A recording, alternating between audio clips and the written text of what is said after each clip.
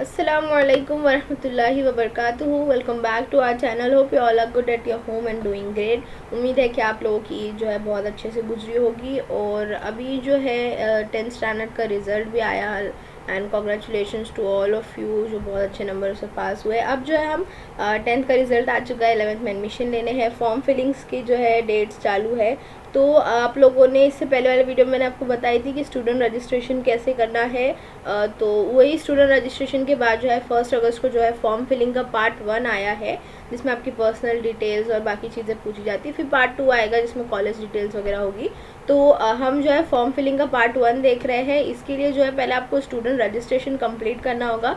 अगर आप लोगों ने वो नहीं किया तो ऊपर आई बटन पर क्लिक करके उसकी वीडियो की लिंक देखिए आप लोग, और जो है पूरा तरीका फॉलो करके अपना लॉगिन आईडी और पासवर्ड बना ले, और उसके बाद जो है आप पार्ट 1 फिल कर पाएंगे।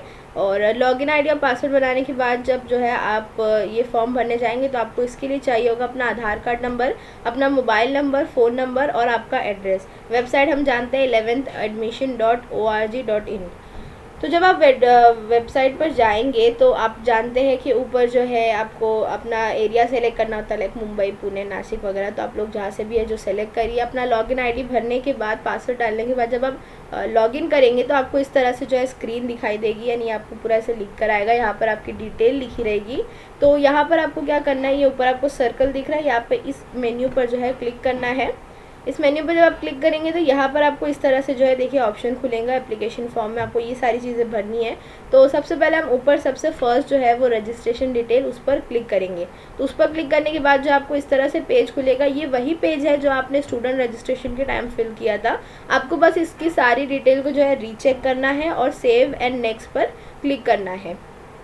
सेव एंड नेक्स्ट पर क्लिक करेंगे तो उसके बाद नेक्स्ट पेज खुलेगा जिसमें आपकी पर्सनल इन्फॉर्मेशन भरनी है। तो name of the applicant as appearing in 10th standard marksheet, तो ये जो है आपका लिख कर आएगा, यानी आप इसमें जो है चेंजेस नहीं कर सकते। ये ऑटो फिल रहेगा, यानी जो आपकी स्कूल में डिटेल भरी गई है और मार्कशीट के लिए जो डिटेल भरी गई उसके हिसाब से आपकी मदर का नाम भी जो है लिख कर खुद ही आएगा, जेंडर लिख कर आएगा, डेट ऑफ बर्थ लिखी रहेगी।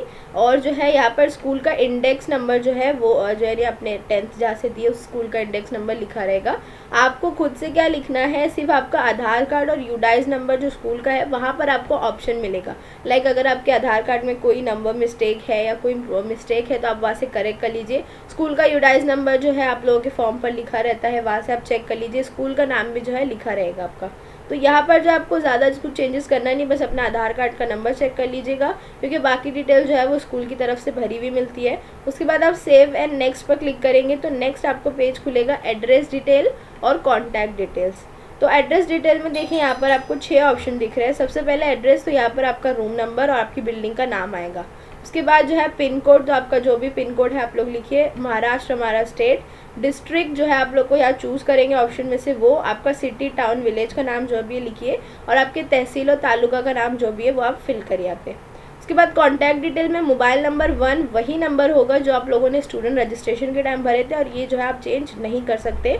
मोबाइल नंबर 2 जो है अगर आपके पास अवेलेबल है दूसरा फ़ोन नंबर जिस पर आप जो है कॉन्टैक्ट लाइक रिसीव कर सकते हैं तो वो भरिए। लैंडलाइन नंबर अगर है तो वो भर दीजिए, और ईमेल आईडी भी अगर है तो भरिए। कोई देखिए इफ़ अवेलेबल लिखा है तो यानी कोई जो है कंपल्शन नहीं है इसको फिल करने का। अगर आपके पास है तो आप एक्स्ट्रा डिटेल्स भर सकते हैं। इसको भी सेव एंड नेक्स्ट करने के बाद नेक्स्ट चीज़ आपको खुलेगी category and other reservation detail. तो ये जो है थोड़ा इंपॉर्टेंट है। लाइक आपको इसमें माइनॉरिटी कोटा जो होता है, जनरल, ओपन और जो है शेड्यूल ट्राइब, शेड्यूल कास्ट वगैरह, इसमें सारे ऑप्शंस मिलते हैं। सेलेक्ट योर कैटेगरी में जब आप यहाँ नीचे ऑप्शन में क्लिक करेंगे तो इसमें जो है आपको नोमैडिक ट्राइब, शेड्यूल टाइप और जो है schedule caste, general, open quota, ये सब जो है मिल जाएगा। आप लोग अपनी कैटेगरी के हिसाब से जो है उसे सेलेक्ट करें।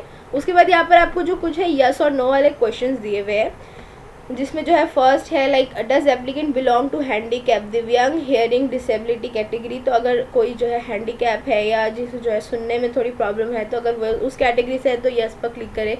Does applicant belong to earthquake और प्रोजेक्ट अफेक्टेड, यानी किसी तरह की जो है स्कीम या जो है किसी आफत ज़्यादा इलाके से है आप लोग, या फिर applicant's parent has been transfer to online process area, या फिर जो है आपके ग्रैंड पेरेंट्स जो है वो फ्रीडम फाइटर थे, या आप लोग जो है आपके पेरेंट्स सर्विस मैन या एक्स सर्विस मैन लाइक जो है सरकारी नौकरी से बिलोंग करते थे क्या, या फिर आपकी जो आप जो है स्पोर्ट्स कैटेगरी के हैं, इस तरह से जो है आपको बहुत सारे क्वेश्चंस दिए जाएंगे, उसमें आपको यस और नो जो है अपने हिसाब से आपको सेलेक्ट करना है। उसके बाद जो है आपको आएगा माइनॉरिटी कोटा एडमिशन। माइनॉरिटी यानी जो है माइनॉरिटी यानी कम तादाद में जो है, तो जैसे अलग अलग जो है आपको लिंग्विस्टिक यानी लैंग्वेज के हिसाब से माइनॉरिटी और रिलीजियस माइनॉरिटी दोनों है। तो अगर आप माइनॉरिटी कोटा से बिलोंग करते हैं तो आप यस पर क्लिक करें तो आपको दो ऑप्शन मिलेंगे, लिंग्विस्टिक माइनॉरिटी और रिलीजियस माइनॉरिटी। तो आप लिंग्विस्टिक में आपकी जो भी लैंग्वेज होगी मदर टंग वो सेलेक्ट करें, रिलीजियस में आपको जो भी रिलीजियस माइनॉरिटी कोटा से आप बिलोंग करते हैं वो करें, और इन हाउस कोटा यानी आपको जो है अपने कॉलेज से मतलब जहाँ से आप पढ़े हैं वहीं से एडमिशन लेना है, तो इसको जो है आप लोग यस ही करके रखें, but it depends on you, आप यस और नो आपको जिस तरह से, अगर आपको इन हाउस कोटा से एडमिशन लेना है तो आप लोग इन हाउस कोटा पे यस करें और उसके बाद जो है सेव एंड नेक्स्ट पर क्लिक कर दें। अब इस पर क्लिक करने के बाद दो तरह की चीज़ें होती है, अगर आपका स्कूल आपकी जो है डिटेल वेरीफाई करता है तो यानी वो ऑटो वेरीफाइड हो जाती है, नहीं तो आपको जो है क्वालिफिकेशन की डिटेल पूछेगा, यानी आपका एसएससी का जो मार्क्स है वो मार्क्स पूछेगा और जो है उसका परसेंटेज वगैरह डिटेल बस उतना ही पूछेगा। लेकिन जो है मोस्टली इसमें ऑटो वेरीफाइड हो रहा है, यानी जो है आप अपनी सीट नंबर लिख रहे हैं तो आपकी डिटेल्स अपने आप जो है फिल हो जा रही है, तो वो ऑटो वेरीफाइड हो जाएगा। और आपका जो है एडमिशन प्रोसेसिंग फ़ीस पूछेगा, यानी आपको 225 रुपीज़ जो आगे जीएसटी वगैरह मिला के 230 रुपीज़ हो जाती है, वो जो है आपको पे करना है। अब ये पे करने के दो तरीके हैं, तो आप ऑनलाइन पे करिए या फिर जो है आपकी स्कूल वाले अगर आपको अलाउ करते हैं तो आप लोग स्कूल में जाकर भी भर सकते हैं। यहाँ पे आपको पेज खुलेगा, आपकी डिटेल दी रहेगी और बोलेगा कि आपको ऑनलाइन फ़ीस जो है पे करना है, तो आप ये ऑनलाइन पर सेलेक्ट करेंगे तो नीचे आपको ऑप्शन आएगा प्रोसीड टू पे।